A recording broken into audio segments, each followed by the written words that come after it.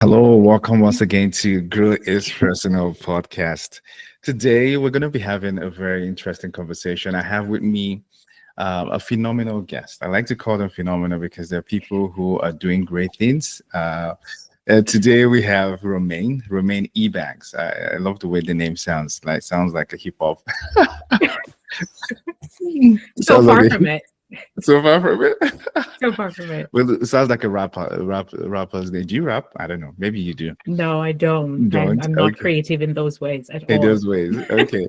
So Romania is a career coach, a certified HR professional, and she's the founder of Romlor Consulting Services. So, Romaine, thank you for Yes. joining us on today's podcast. Now, if you're watching on YouTube, ensure that you stay to the end of this podcast recording and also share the podcast. Once you listen to it, don't keep it to yourself, share it, give us a comment, let us know what you think about today's conversation. If you also listen on Spotify or Apple, be sure to also follow the podcast and as well leave a comment as well.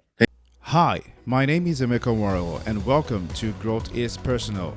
Each week, I share insights and strategies that will equip you to accelerate your personal and professional growth and bring you conversations that will empower you to thrive in life, career, and business. Thank you so much for always being a part of this podcast community. And I'm sure that you will enjoy today's conversation. Romaine, thank you for joining me. Let's do a quick Thank deep you dive. for Who having is me. Romayne Banks? Who is Romayne Ebanks? Good question. I am a geologist at heart. I love to say that. I'm a natural girl. I am from Jamaica. I grew up in the countryside. I did tomboy stuff, climb trees, go to the beach, go to rivers, all of that. That's me. And I was always interested in nature always just grabs at me. I don't know why. I like the solitude of just taking a walk in the park, reading a book. Sometimes I will just go by myself. It's where I connect and like de-stress. Uh, Professionally, I used to teach, so I love Mm. interacting with people. I got a lot of satisfaction when I used to train my students for debate. So I did like Model United Nations, which is basically set up like United Nations, where schools would compete against each other. Parliamentary debates; those are activities that I enjoyed with interacting with my students, apart from teaching. Mm. I love to share knowledge. So when once I read something, I learn something, I'm excited and itching to teach it, to tell it. Yeah. So that's me in a nutshell. I'm a family person as well. Um I have there are five of us. I have four siblings. I basically live with three of them, but I'm once it's a holiday, it's ready for family time, Family and it, time. it means a lot to me. So that's me in a nutshell. That's amazing. I know you mentioned talking about knowledge sharing and how you love to impact knowledge, and I think it's very important that we realize that our impact here, the way we make impact oftentimes is by what we know, our experiences. Yes. You don't have to look outward oftentimes to make impact. You can look inward. The journey you've encountered, the experiences you have can help someone else. So, thank you for sharing that. Let's go to your journey now. You're in Canada, right? So, talk to us about and as an immigrant, a professional as well. Um, let's talk about the mindset. A lot of people move Yeah. to different countries. Yours, mine is Canada. Um, what was your mindset when you first decided to move, and what is your mindset today? Because sometimes you see people who will move with a certain expectation and mindset, and when they land and they're settling in, things begin to change. Maybe oftentimes in the next 5 6 months they have a change of perspective. Sometimes for the better, some for the worse. So, what has been your journey, your mindset when you moved, and when you and today? I will tell you, prior coming here, I had a mental breakdown. I was anxiety. I was stressed. It was so much for me. But before that, I was excited to come here because I took the journey. I visited Canada first in 2014, December of 2014, and the program that I came here on, the Federal Skilled Worker Program, and through the Express Entry, that was actually started in January of 2015.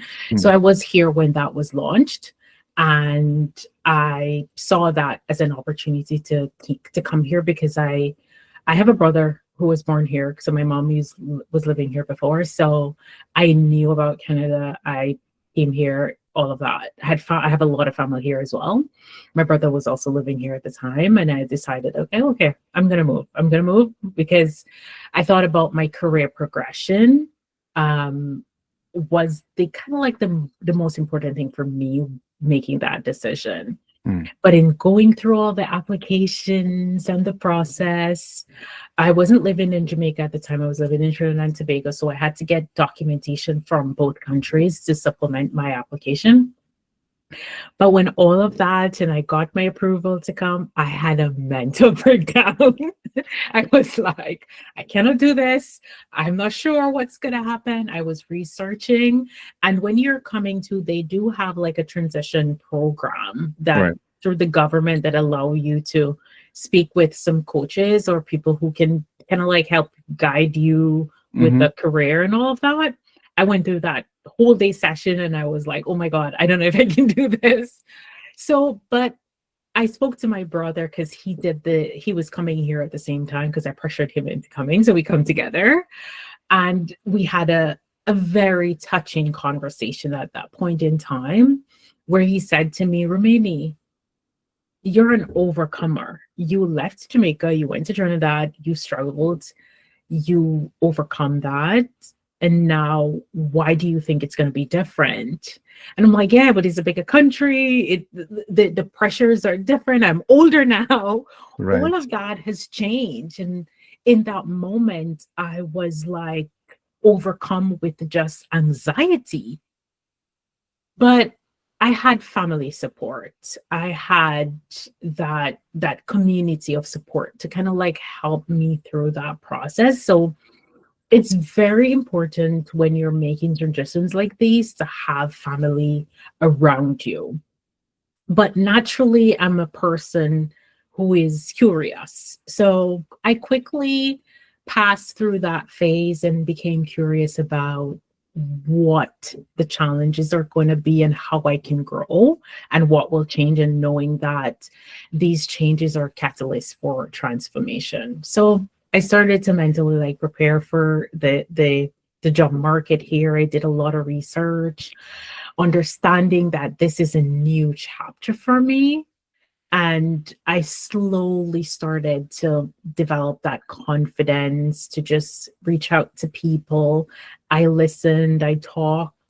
I have an aunt here. She's an accountant, been living here for a while. I took every opportunity to be with her to understand the system. So just having that family support and being curious and challenging yourself and doing your own research is where my mindset started to change, and I became a little bit more comfortable with the process.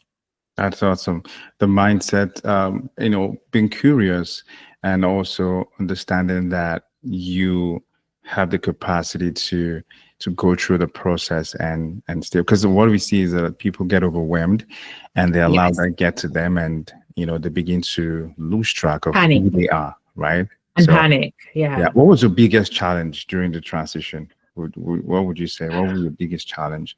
The unspoken norms of the Canadian market, networking, navigating the interview process, application process.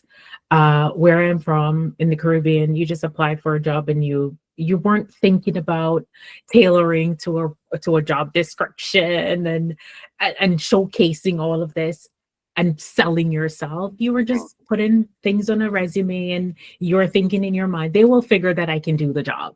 But here, I quickly learned it's not about them looking to see if you can do the job, is really you telling that I can do the job. I have the skills. I have the necessary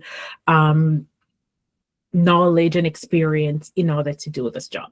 So that became a reality very quickly.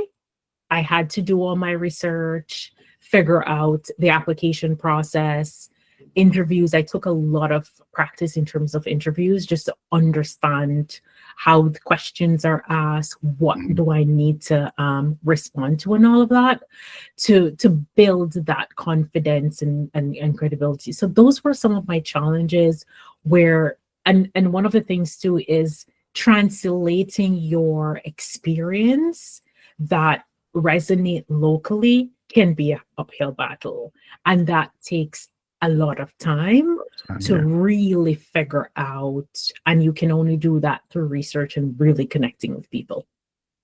Yeah, that's amazing. Yes, I agree with that, because that idea, it has to, I think it has to be a mindset shift where you no longer think, look, like where you're coming from. You have to understand the context of your locality and figure out how can you show or tell the employer that you're the right candidate. Because what people struggle a lot is they assume, or they want to they have this mind that the employer will figure out who they are or what they can do, and but they have to think as a value, as a contributor, and show how do I, as a professional, add value to the organization and showcase your resume in that way. So that's a really great point. Now, definitely, I just want to add to that. I remember reading this book from Donald Miller, and he said, "Consider yourself as an economic product in the open market." And when I read that, I found that was very insightful, because I'm like, okay, the employer is the one who is buying something and you're the seller. We're in a market. It's a labor market. It's slightly different from other market, like the product market, but it's a market. Yes, and I think a lot of people don't get that. And when I was able to assess that, and I took a labor economics course, and I'm like, oh, now I understand what I need to do here. Yes, it's demand and supply. Like you need to know what are the demands of the employer. Like I tell people whenever I look at, when we're doing, going through the resume process, I tell them that you have to look at the job description, not just from a standpoint of, okay, this is the job I want to do, and then go straight to your resume. No, you have to really understand the job description to see what are the pain points, what is the challenge the organization is facing and they need help with. And then from that perspective, you then need to come as a solution provider, addressing those pain points. So I think it's a shift that has to happen in the mind to be able to position yourself that way. So let's look at adapting to the job market in Canada, especially workplace culture and expectations. How did you navigate that? Understanding that workplace culture is essential. It came through networking, having conversations with a lot of people. I did spend a lot of time with my aunt. Like I would go to work with her, meet with her clients and all of that. I observed on how people interact on social media, LinkedIn specifically. I would reach out to managers, directors of companies, just for a conversation, just to understand how the workplace culture is, and just kind of like immersing myself into learning and observing and asking questions, because that's the only way you're gonna like really learn, because those are soft skills, understanding communication, that people are more open and collaborative in the Canadian workspaces, and you're not working in a silo, right? So those were some of the ways I try to adapt to the Canadian market. And I write a lot. I read books. I read a lot of books. Very good point to highlight, because I think that is one of the components that we miss a lot of times. We somehow assume that we already have the knowledge, we know, and somewhere we just let go of personal development and research. And I think that's where we need to pick up, to understand that the market requires new knowledge. You're in a new market, it It requires does. new knowledge, and you need to be able to read, study, observe. Observation is so critical, because what I see a lot of people do is they rely on people to give them information. They rely on people to help them do this. Oh, I need help, I need a job. But when you shift that to say, what do I need to know? What are the gaps that I have? What do I need Mhm. to learn? When you become curious that way, you find out that you are more enlightened and you're more empowered. So I think I needed to emphasize that reading part of Yes. studying the market, and beyond just books, even understanding the companies you want to work in, right? What do they do? Yeah. Imagine you're going for an interview and you don't even know what the company is all about. Like, you don't even understand the vision. You don't understand what Exactly. are their projects, right? So it's very critical to embrace that mindset of reading and It studying. is. And it's important. And I'll just add, as you say, that part, researching the company. In my current role at Paul Contracting, I remember when I was doing my preparing for this interview, I researched about the company, but who I'm going to meet with, my manager, and all of that. And I learned she went to the same school as I did. She went to Georgian College. I learned that before I went there. Right. I learned about she was a golf enthusiast, so she would Mm, do golf tournaments, all of that. And in the interview, it was like I was going to use that opportunity to connect with her on a different level, so her to understand. I mm, understand the culture. I can fit in. I know where you guys are at, your headspace, and all of these things. And it was quite, I think for them, it was impressive. You can read language, face language. And it's so important when one of the things to when you're in an interview or just having conversation or building relationship is to really understand who the person is before you even have the conversation, so you can speak their language. mm, you know Being mm. able to speak their language is really helpful in building those type of relationships, and for people to see you differently as well. Right, right. Yeah, to speak their language, and it's so important. And sometimes, so if I ask you, so how do you now? I know you said you had to do some research, find out who is who. What about cases where you don't even know who is going to be, in that interview, or you probably don't have access to information about who is who? How then do you better prepare for such interviews? Yeah, those ones are difficult, and Mm, in an ideal world you would not want to have that, because that you're blinded at that point in time. And it's just at that point, it's just trust your instinct, understand who you are as a person, and mm, understand people and how conversations start and go. Like, you have to learn to read the room in those instances. uh Interviews, depending on the role, you can figure out what the questions could be. When you go to an interview, they're trying to figure out, can you really do the job? And from there, read your resume before, and they've established, let's have an interview, is really now to assess fit. Unless you're doing a technical interview, like you're yeah. in IT or something, or you're doing software development, it's really, would this person fit into the company? And at that point in time is really being able to understand how conversations develop and flow, and reading the room, and just being authentic, being yourself at that point in time. Don't try to oversell or make stories up that doesn't, That's it. exist, Yeah. because they will question those things. In my last one of my interviews, there were some statistics on my resume, and they asked about those things. So it's important to just kind of like gauge what they're going to ask in the interview, and take practice, ask Mm. somebody to help you, ask you questions and see how you answer them, right? Or take other interview practice. I did a lot of that, Hmm. you know What would you say are specific skills that new immigrants need to, or knowledge they need to acquire to be able to adapt to the workplace? I know you've mentioned communication. What other skills do they need to acquire to be able to adapt? they need to understand relationship building. it's a and how to work in team.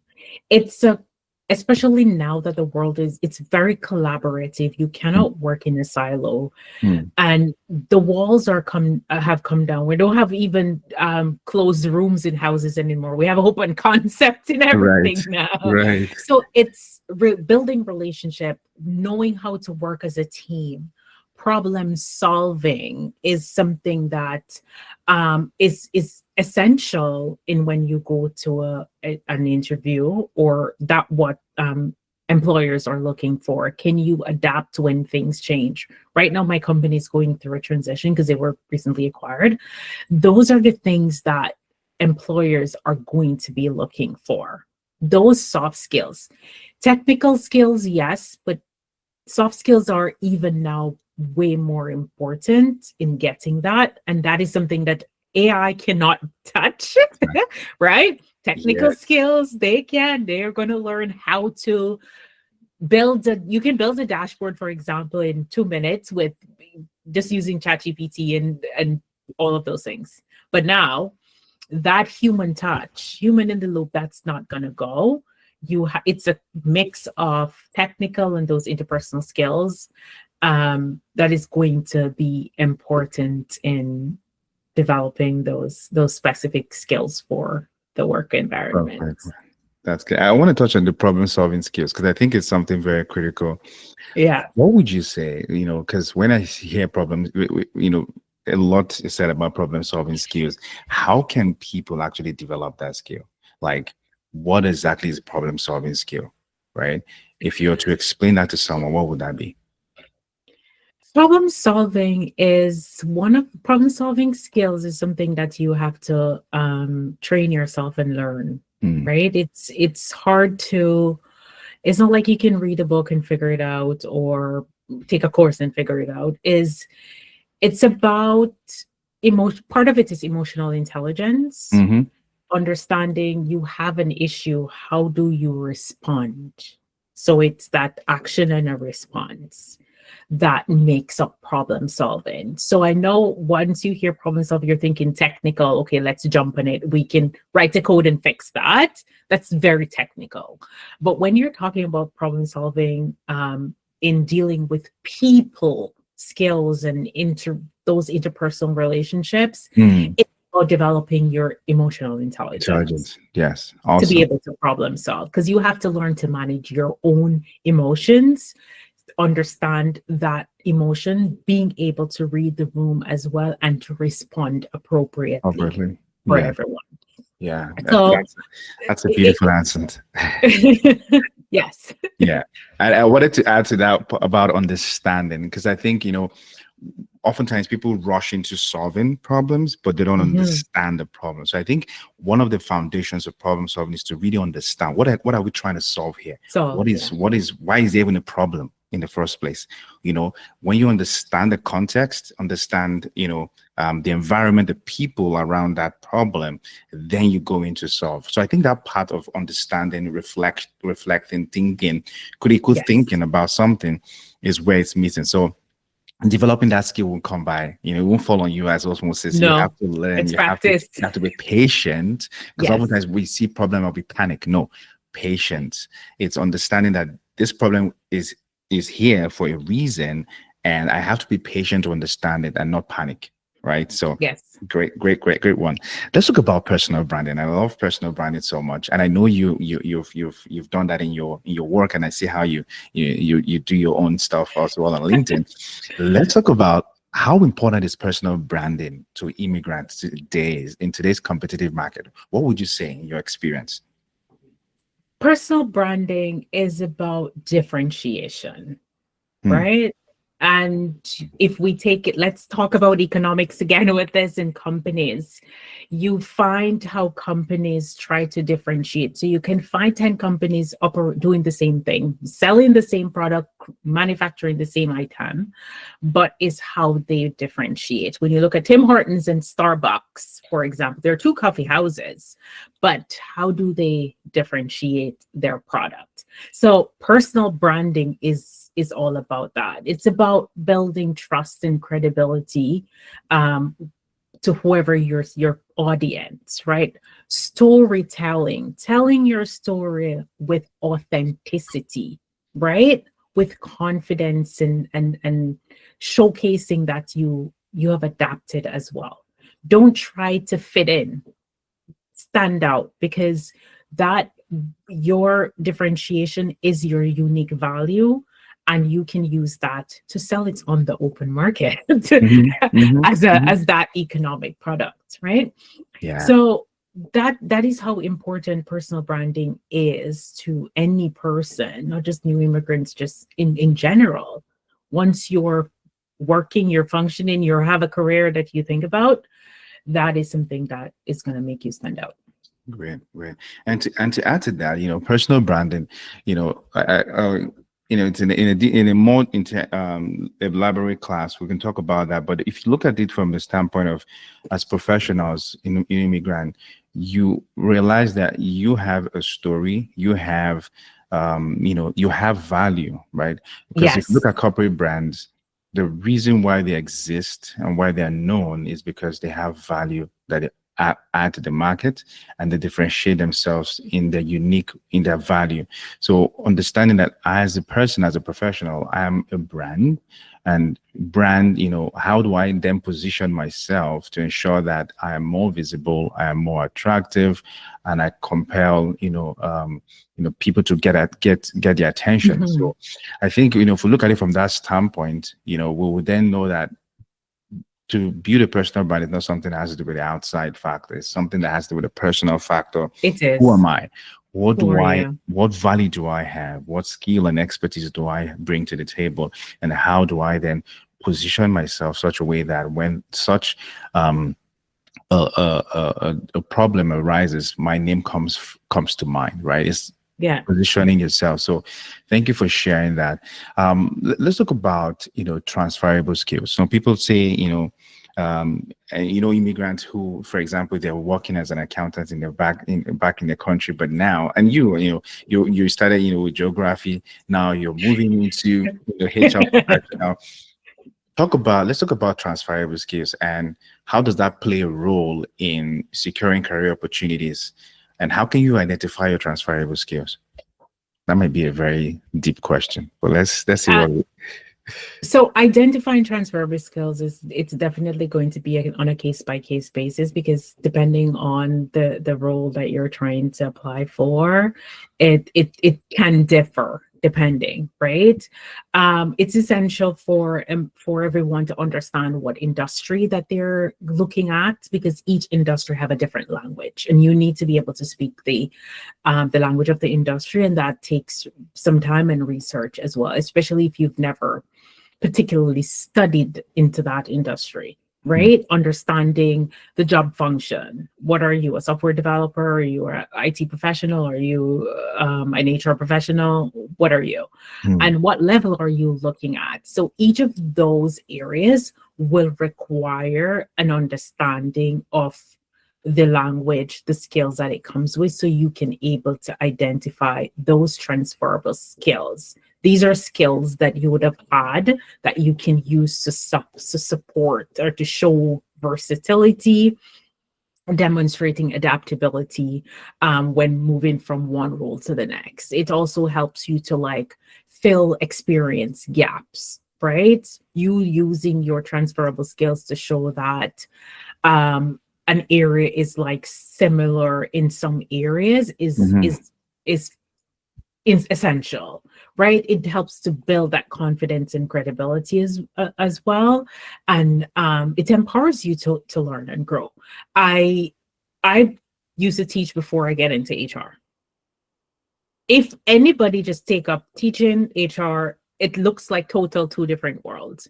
mm, But I remember in one interview, I had to make the case to explain to the interviewer where there are similarities. As a teacher, you are dealing with students. You're in an organization, which is a school. mhm, You have to do attendance. You have to write tests. You have to do curriculum. You have to write learning material. You have to do all of those things. Interact with parents. Go to teachers' meeting, students training, all of that. That happens the same in an environment where you're in Yes. a Yes. company. Hmm. You're not dealing with students. You're dealing with adults here. Yes, they call it andragogy, pedagogy. Two different world, but they're almost the same. Those are what you call transferable skills. Hmm. So it might slightly be different, but the entire setup of it is similar. You can use those same skills that I taught students to teach adults. Right. Organization, you have to have meetings, you do performance management in companies as well. You have performance review conversations. Those are pretty much the same thing. Yeah. Right? Yeah. And when I explained it to that interview, they're like, oh, I never thought about it that way. Right. And I'm like, yes, it's that. It's exactly that. Yes. So it's understanding. You have to immerse yourself in it. And this is why I encourage people to get out of the I'm looking for a job mentality and focus on a career. What do you want to achieve? What are you looking for? What do you like? What do you value?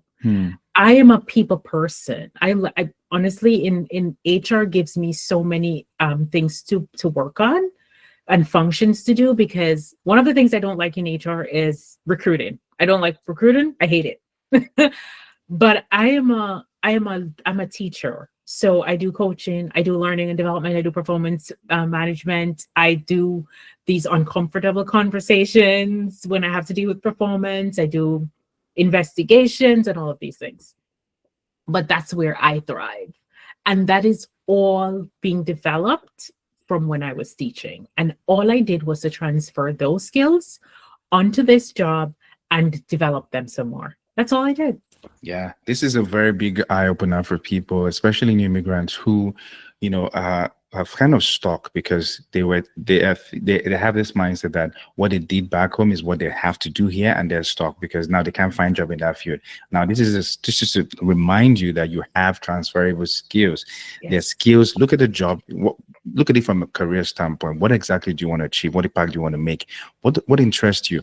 When you find those kind of career path or job, take the current skill you have, do a skill analysis. What do I have that I can bring to this job? Because oftentimes competencies cut across board. Like It does. communication is communication everywhere, right? Leadership is leadership across board. So when you look at all of those things you've done in your previous job, you can literally transfer. So I've seen people who are accountants who become business analyst. I've seen people who were doing agriculture and now becomes project manager, because the competency to run an agricultural firm and order and procurement and all of that can be transferred to a project. So it's just about having a shift in mindset that, hey, what I've done before, I can transfer it to do something else and not stay in stuck, because I can't find a job.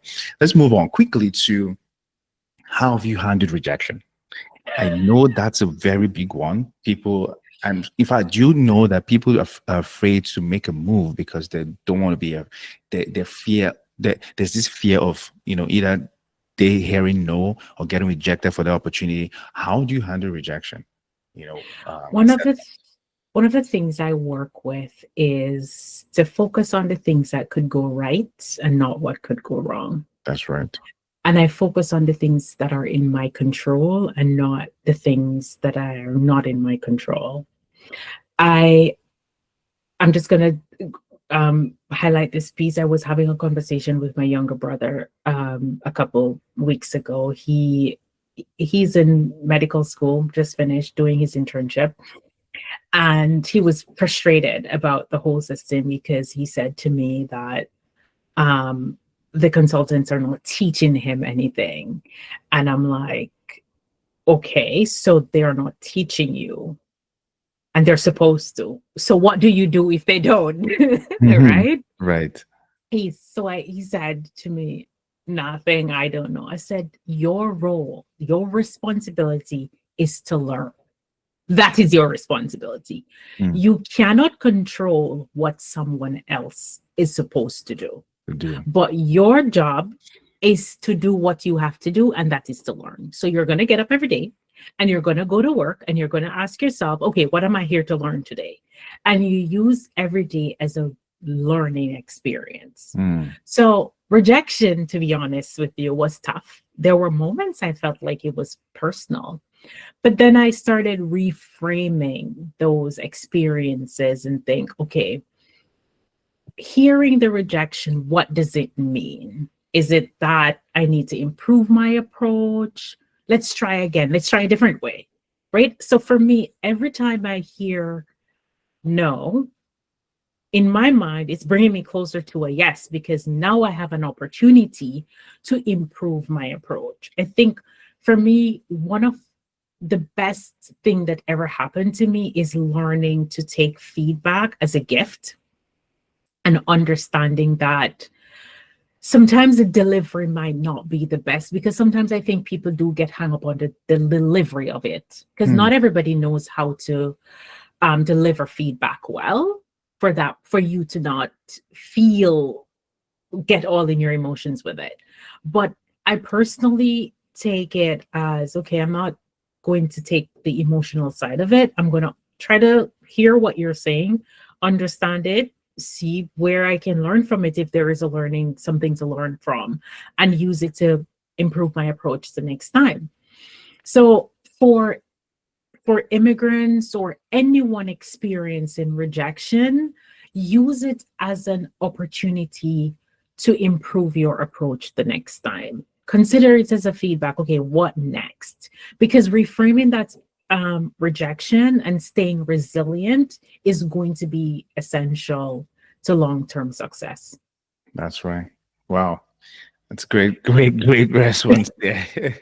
Okay, if you're to give an advice to a new immigrant, who is trying to establish themselves in Canada, what would be that advice? What would be the advice that you would love to give yourself 5 years ago?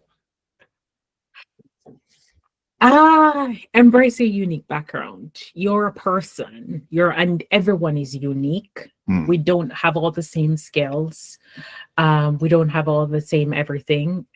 When you're going into a job or working in an environment, it's usually going to be a team. So figure out your unique skill sets and all of that, and you work on your strengths, right? That is your competitive edge. Don't try to blend in. Stand out by showing where your experiences and your skills add value. Right. Be proactive in building relationships, right? Relationships is essential to take you wherever you're going. There is a point where education, study, paper takes you so far and no further, right? So networking, engaging with people, building meaningful relationship is going to be that extra step that is going to take you somewhere else. Yes. Never stop learning, embrace learning, especially in this environment where things are changing so fast. The demands today is one thing, tomorrow is something else. You're going to need to be very adaptable and just keep learning, right? Stay informed about what is happening, industry trends and all of that. Scan your environment. That's something that we have to do in HR when you're looking for risk assessments. You're a person, so assess yourself. What are your strengths, your weaknesses, the opportunities, and the threats, right? You can do that for yourself. It's not just about business or a company or in your job. It's yourself. You can assess yourself like that as well. Most importantly, believe in yourself and the value that you bring. For me, that is essential. It's paramount. It's something that I get up every day and I question myself. Believing in front of my wall is, if you believe in yourself, anything is possible. That's right? right. That's right. Yes, that's what I have in front of me right now. That's good. If you're struggling, consider mentorship or coaching program. Those can help you it does ask you questions. You can navigate the challenges with a little bit more clarity and guide, especially if that person has gone through personal experiences, they can help you with that. Start small if necessary. If you are in a particular field and there are levels that you can learn to move up, you can start small and then plan your progression, how you're going to go forward. right? Yeah. Success is not overnight. Rome was never built in a day, right? Yeah. I always say it's only because I wasn't there. But yeah, success doesn't come overnight. It's persistence, it's adaptability, it's confidence, it's that resilience that is going to allow you to definitely achieve where you want to go. Great, great. And even speaking of mentors, people say, "Oh, I can't find a mentor." No, there are people out there who are willing to help, but you have to be bold to ask. Now, You some do. people might tell you, no, that's not a problem. Sometimes you might not even get a proximity to these mentors, but just stay connected. I mean, connect that, follow them on LinkedIn, for example, and watch what they do. Oftentimes Yeah. it's just the casual conversations or the post or the insight that you read that kind of gives a light bulb, and you're like, oh, I should be doing this. So I tell people that mentorship is not just only about close proximity where you have to meet the person one-on-one. No, you might not have that opportunity, but you can follow them, you can watch what they do, you can listen to what they, their podcast, just like this, you can read their books, you can glean wisdom that would, move you from point A to point B. So thank you for sharing that. There's 3 questions I ask my guests, and I don't review that. Oh, It's you're putting me on the spot here. You We'll have see. to answer the questions in one word. Now, one Ooh, question. okay. The first one is: if there's one book that has made a huge impact in your life, what would it be? This is where I get book recommendations. So, oh my God, Developing the Leader Within You 2.0 by John C. Maxwell. I posted about that on LinkedIn last night. awesome. It was my first leadership development book when I was focusing on after I finished school, did designation and all of that. I was like, okay, no more school for me. I'm going to focus on professional development and developing those skills. So that was my first book. And they talk about influence, and the fastest way to leadership is through problem solving. We talk about that. Yes. Learning to grow, keep learning. It talked about helping people as well, making your vision, your mission, making sure those are clear. Right. It's one of the most insightful books I've ever read, and it's a timeless piece. Yes, I mean, Maxwell is one of the regrets I have. I always tell people leaving Nigeria was because I left all my books on I like a collection from the back in the days of was that one of his first book? I think it was Today Matter or something like that. Several books on leadership, and I left them because I only had 3 luggages to come. I couldn't carry books. See. So each day I remember that my dad used to say sometimes, like, I still see your books around, like most of the books. So Johnson was a go-to. I think I still got one. I haven't finished it yet. It was the one around communication, where he talked about I think it was speaking about, can't remember the title now, but I got one recently. So yes, for sure, Maxwell is a very great book to read. Second question: outside of work, what hobbies or interest brings joy and balance to your life? I'm an outsider. I like the outdoors. So going for hikes, walking. Yes. I go to the gym. I work out. So I'm an outdoorsy person. For sure. Nice. That's good. Yeah. So I can't wait for the summer, because I go biking in the summer and hiking wherever. Once it's nice, sunny, peachy outside, peaches and lollipops, that's me. That's good. All right. So the last question: what's the most unconventional piece of advice you've received that turned out to be incredibly valuable? That's a good one. Learning to make decisions when you do not have all the information in front of you. I got that one from my brother.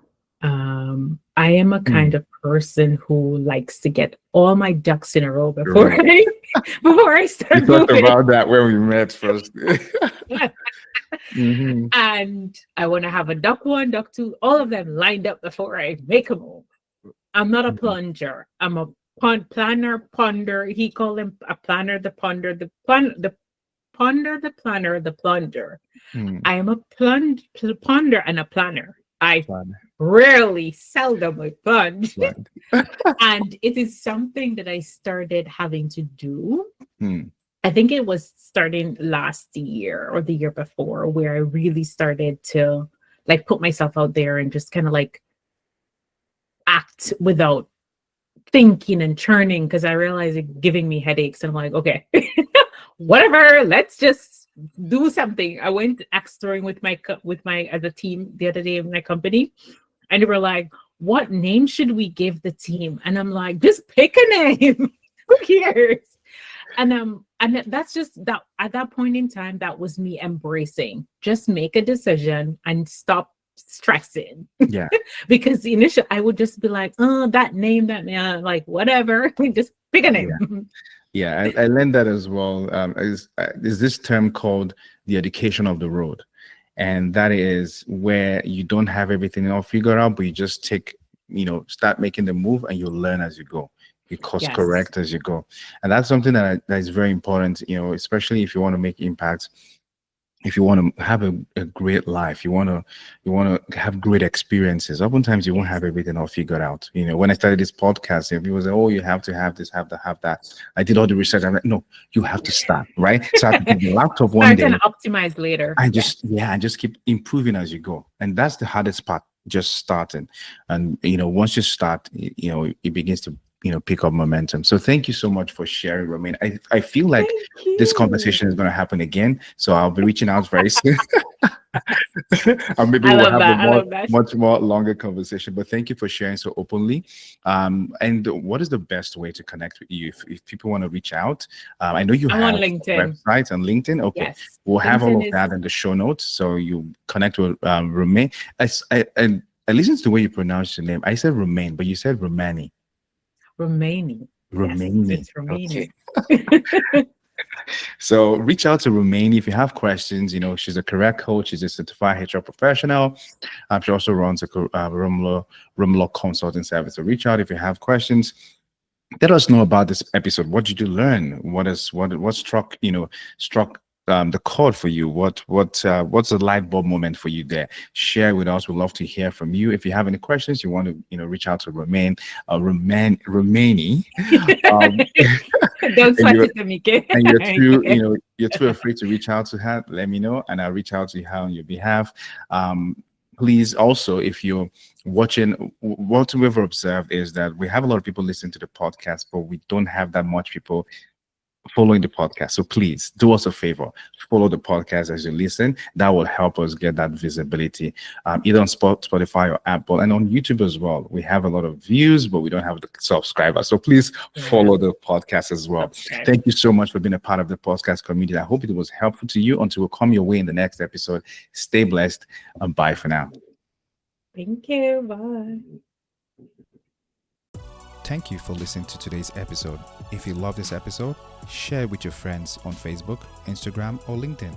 If you haven't already done so, hit the subscribe button so you don't miss any of our episode, and give us a rating. This will help our podcast get more visibility to those who don't know about this podcast. Remember, your growth is personal. No one is responsible for your personal growth but you. Stay blessed.